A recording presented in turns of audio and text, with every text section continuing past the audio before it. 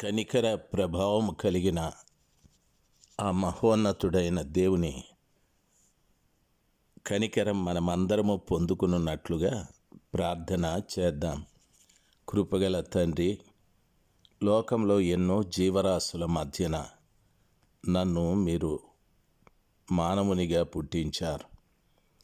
మానవ జీవితం ఎంతో శ్రేష్టమైనది తండ్రి. అనేకమైన వాటిని చూడటానికి, మాట్లాడుటకు, అనుభవించుటకు కృప దయచేశారు.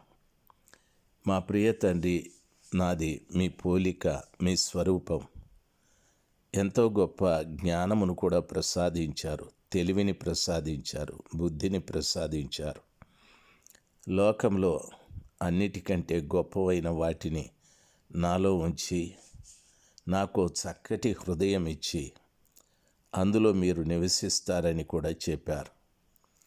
ఈ విశ్వమునంతటిని కూడా మీ మాట చేత కలుగజేసి మీ చిత్త ప్రకారంగా నడిపిస్తున్న గొప్ప దేవ, నా హృదయంలోకి దయచేసి మీరు రండి, నా హృదయంలో నివసించి నన్ను ఒక దేవాలయంగా చేయండి. నన్నే కాదు, ఈ మాటలు వింటున్న ప్రతి బిడ్డను కూడా ఆ రీతిగా మీరు సిద్ధపరచుమని మీ నామంలో ప్రార్థించి వేడుకుంటున్నాను పరమ తండ్రి. Amen, amen. ప్రియులారా, నవంబర్ మాసము 4వ తారీఖు ఇశ్రాయేలీయుల ప్రయాణమును గురించి మాట్లాడుతూ ఉన్నాం, తెలుసుకుంటూ ఉన్నాం. ఈ ఇశ్రాయేలీల ప్రయాణమును గురించి సంఖ్యాకాండం 33వ అధ్యాయంలో వివరంగా రాయబడి ఉంది. ఆ విషయాలను స్పష్టంగా తెలుసుకొనటానికి మనము దేవుని యొక్క సహాయాన్ని కోరుకొందాం. సర్వశక్తిమంతుడైనటువంటి దేవుని యొక్క అద్భుతమైనటువంటి ఆలోచనలు, ఆ రోజున వారి ప్రయాణము ఈ రోజున మన ఆత్మీయ ప్రయాణమునకు ఎంతో మాదిరికరంగా ఉంది. మొట్టమొదట వారు ఎక్కడి నుండి బయలుదేరారు అని వాక్యంలో మనము చదువుకున్నట్లయితే బైబిల్ ఈ రీతిగా సెలవిస్తుంది. ప్రియులారా, మోషే అహరోనుల వలన తమ తమ సేనల చొప్పున ఐగుప్తులో నుండి బయలుదేరి వచ్చిన ఇశ్రాయేలీయులు చేసిన ప్రయాణాలు ఇవి. మోషే యెహోవాకు సెలవిచ్చిన ప్రకారము వారి ప్రయాణములను బట్టి వారి సంచార క్రమములను ఆయన వ్రాశాడు. వారి సంచార క్రమము ప్రియులారా ప్రకారముగా మొదటి నెల 15వ దినమున వారు రామేసేసులో ఉండి ప్రయాణమై పస్కా పండుగకు మరునాడు వారి మధ్యన యెహోవా హతము చేసిన తొలిచూలునందరినీ ఐగుప్తీయులు పాతిపెట్టుచుండగా ఇశ్రాయేలీయులు జయోత్సవముతో బయలుదేరి వచ్చిరని వాక్యము సెలవిస్తుంది. ప్రియ దైవ జనాంగమా, వారు రామేసేసులో నుండి ప్రయాణమై బయలుదేరారని వాక్యము సెలవిస్తుంది. వారు బయలుదేరిన పట్టణము రామేసేసు.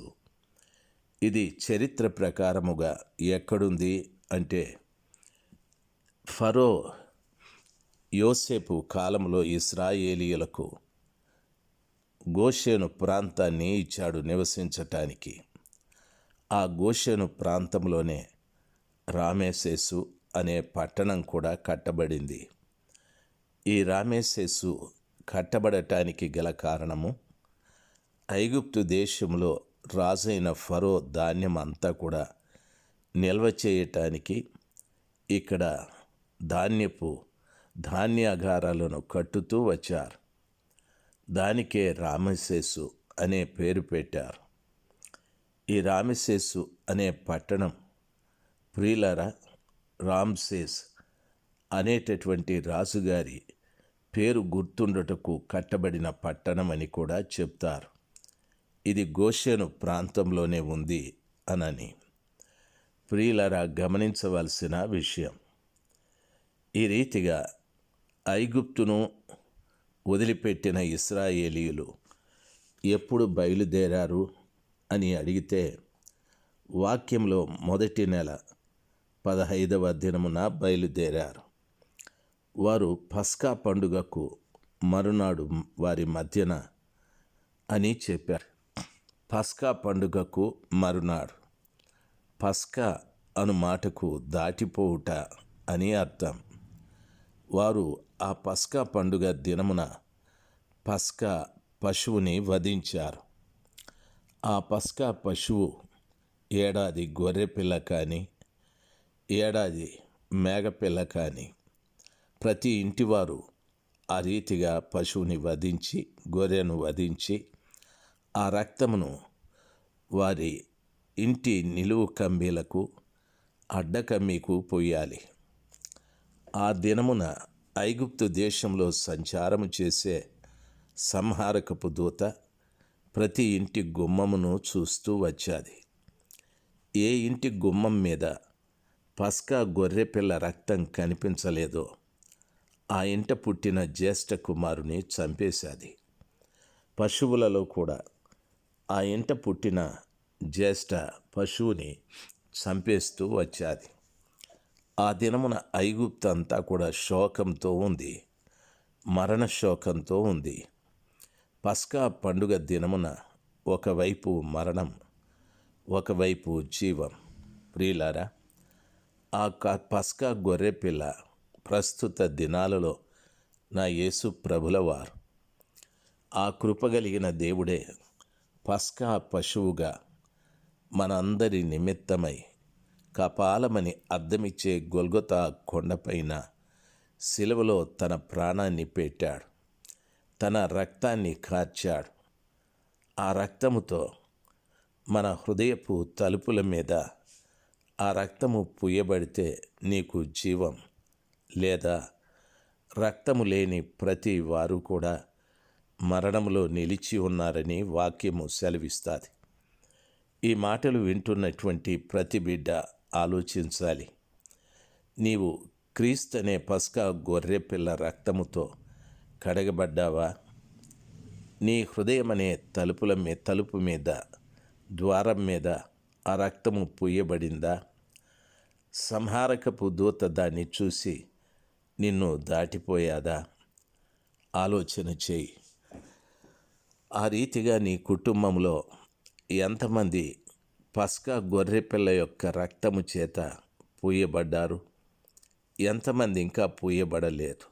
అలాగైనా సంహారకపు దూత వారిని కలవక మునిపే వారి కొరకు కూడా ప్రార్థన చేసి యేసు ప్రభుల వారి రక్తము క్రిందికి రావటానికి మనము కన్నీరు కారుద్దాం. ప్రియులారా, గమనించాలి. ఆ దినమున ఐగుప్తులో నిజంగానే ఐగుప్తీయులు చచ్చిపోయారు. ఈ దినాన ఆత్మీయంగా చనిపోతూ ఉన్నారు. శారీరకమైన మరణాన్ని బట్టి కాక ఆత్మీయమైన మరణం. ఒకే ఇంటిలో భార్య క్రీస్తు గొర్రెపిల్ల రక్తం కింద ఉంది, భర్త మాత్రం లేడు. ఆయన ఆత్మీయంగా చనిపోయాడు. దానర్థం ఆయన ఇంకా ఐగుప్తులోనే ఉన్నాడు. ఈమె ఐగుప్తును దాటి బయలుదేరి వెళుతూ ఉంది. ఈమె కనాను యాత్రలో ఉంది. ఆయన ఐగుప్తులో ఫరో క్రింద, బానిసత్వం క్రింద, లోకములోను పాపములోను ఇలాగ జీవిస్తూ ఉన్నాడు. ఈ వ్యత్యాసాన్ని గమనించండి. ఒకరు ముందుకు సాగుతూ ఉంటే ఒకరు ఐగుప్తు వాతావరణంలో జీవిస్తూ ఉన్నారు. అది నిజంగానే ఎంత కలకలం. ఒకరేమో పరలోకం వైపు, ఒకరేమో లోకం వైపు. మీ కుటుంబంలో అలాగుందా? అలాగుంటే పరలోకం వైపు నడిచే ప్రతి బిడ్డ ప్రభు పాదముల చెంత కన్నీరు కార్చాలి. ఆ దినమున విడుదల నిమిత్తమై పస్కా గొర్రెపిల్లను వధించినట్టుగా నీవు కూడా యేసు ప్రభుల వారి పాదముల చెంత కన్నీటితో మొరపెట్టాలి. ఏ విధం చేతనైనా ప్రభా, నా కుటుంబీకులు పస్కా గొర్రెపిల్ల రక్తము క్రిందికి రావాలి. వారు మరణం రుచి చూడకుండా, ఆత్మీయతలో మరణించకుండా, ప్రతి బిడ్డ ఆత్మీయతలో సజీవులై నాతో పాటు కనాను ప్రయాణం చేయాలని దయచేసి ప్రార్థన చేయాలి. ఎందుకంటే ఆ దినమున వారు వాగ్దానం చేసిన కనాను వైపు వెళుతూ ఉన్నారు. వారిని మోషే నడిపించాడు. అహరోను యాజకుడిగా పనిచేశాడు. ఈ రోజున ప్రియులారా, మనల్ని కూడా పరమ మోషే అయిన యేసు ప్రభుల వారు పరిశుద్ధ ఆత్మదేవుడు నడిపిస్తూ ఉన్నారు. మనల్ని ఆ కృపగల దేవుడు మధ్య ఆకాశానికి, ఆ దినమున వారిని వాగ్దాన దేశమైన కనానుకి, ప్రియులారా గమనించాలి, వారు మోషే చేత అహరోను ద్వారా నడిపించబడినట్లుగా మనము కూడా యేసు ప్రభు ద్వారా పరిశుద్ధ ఆత్మ ద్వారా నడిపించబడాలి. ఆ రీతిగా మీరు నడిపించబడుతున్నారా లేదా అనేది గమనించాలి. మీ కుటుంబం అంతా కూడా మధ్య ఆకాశంలో యేసయ్యతో పాటు ఉండాలి. ఆ పెండ్లి విందులో ఉండాలి. దాని కొరకు మీరు ఎంతగా ప్రార్థిస్తారో, ఎంతగా దేవునికి విధేయత చూపెడతారో, ఎంతగా వాక్యానికి లోబడతారో, ఎంతగా వాక్యానుసారంగా జీవిస్తారో మీ ఇష్టం. దేవుడు ఆ సత్యాన్ని మనకు బయలుపరిచిన తరువాత ఆ విషయంలో నిర్లక్ష్యం చేస్తూ కూర్చోకూడదు.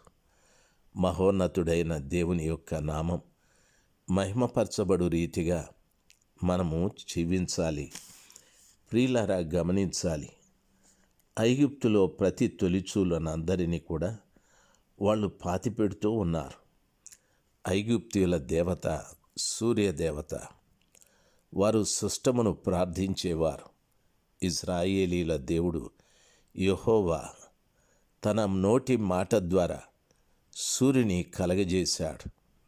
అయితే ఆ సృష్టిని కలగజేసిన సృష్టికర్తనే ఇశ్రాయేలీయులు దేవునిగా ఆరాధిస్తూ ఉన్నారు. మీరు గమనించాలి, సృష్టమును ప్రార్థించేవారా, సృష్టికర్తను ప్రార్థించేవారా? సృష్టమును అనుసరిస్తూ ఉన్నారా, సృష్టికర్తని అనుసరిస్తున్నారా? ఆలోచించండి. అంత గొప్ప దేవుడైన యేసు ప్రభుల వారు యెహోవా దేవుని ఆరాధిస్తూ జయోత్సవముతో వారు బయలుదేరుతూ ఉన్నారు. వారేమో ఐగుప్తీయులు చనిపోయిన వారిని పాతిపెట్టుకుంటూ ఉన్నారు. ప్రియ దైవ జనాంగమా, మనము ఉత్సాహంతో సర్వశక్తిమంతుడైన దేవుడు మనకిచ్చిన ఆ మధ్య ఆకాశంలోకి ప్రవేశించటానికి అన్నీ వదిలిపెట్టి ముందుకు నడవాలి. ఆ కృప దేవుడు మీకు దయచేయునుగాక. Amen, amen.